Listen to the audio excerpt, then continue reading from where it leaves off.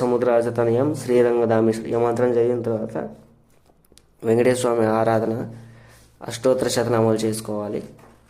దాని తర్వాత గోవింద నామాలు శ్రీ శ్రీనివాస గోవింద, శ్రీ వెంకటేశ గోవింద, భక్తవత్సల గోవింద ఈ మంత్రం చదివిన తర్వాత అంటే ఇది 2 పేజీల్లో ఉంటుందండి. మొత్తం చదువుకున్న తర్వాత వెంకటేశ్వర స్వామి వజ్రకవచం ఉంటుంది, వజ్రకవచం చదువుకోవాలి.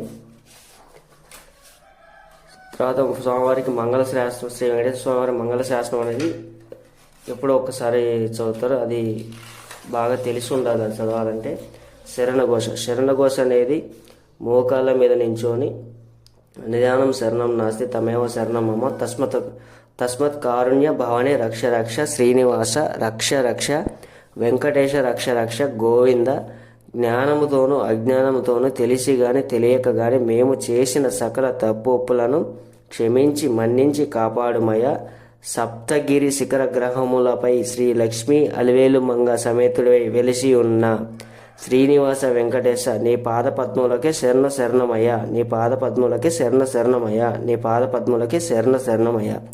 ఇలా చదువుకున్న తర్వాత స్వామివారికి హారతి ఇచ్చేసి తర్వాత మన మాలలకైతే ఉన్నాయి ఆ మాలలకు హారతి తీసుకొని స్వామివారికి ముఖ్యంగా సాష్టాంగ నమస్కారం అనేది చాలా ఇష్టం అండి. సాష్టాంగ నమస్కారం చేసిన భక్తులంటే చాలా ఇష్టం, ప్రీతికరం. వీలున్న వరకు సాష్టాంగ నమస్కారం చేయండి.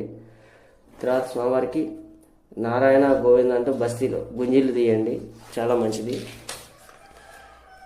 ఇది కొత్తగా వేసుకున్న బాలస్వాములకు ఇబ్బంది కలగకుండా ఉండాలని నేను ఈ వీడియో పెట్టడం జరిగింది. ఎందుకంటే నేను మొదటిసారి వేసుకున్నప్పుడు నాకు చాలా ఇబ్బందిగా జరిగింది. అందుకని నేను ఇట్లాంటి బుక్ తయారు చేయించుకొని 10 మంది స్వాములకు ఉపయోగపడాలని నేను ఇలా వీడియో పెట్టడం జరుగుతుంది. ప్రతి ఒక్క గోవింద స్వామి, ప్రతి ఒక్క వెంకటేశ్వర స్వామి భక్తుడు ఈ యొక్క వీడియోని షేర్ చేయండి, లైక్ చేయండి. ఎవరికైనా ఈ బుక్ PDF రూపంలో కావాలన్నా కూడా నాకు కామెంట్ చేసి మీ యొక్క వాట్సాప్ నెంబర్ నాకు పెట్టండి, మీకు లింక్ షేర్ చేస్తాను.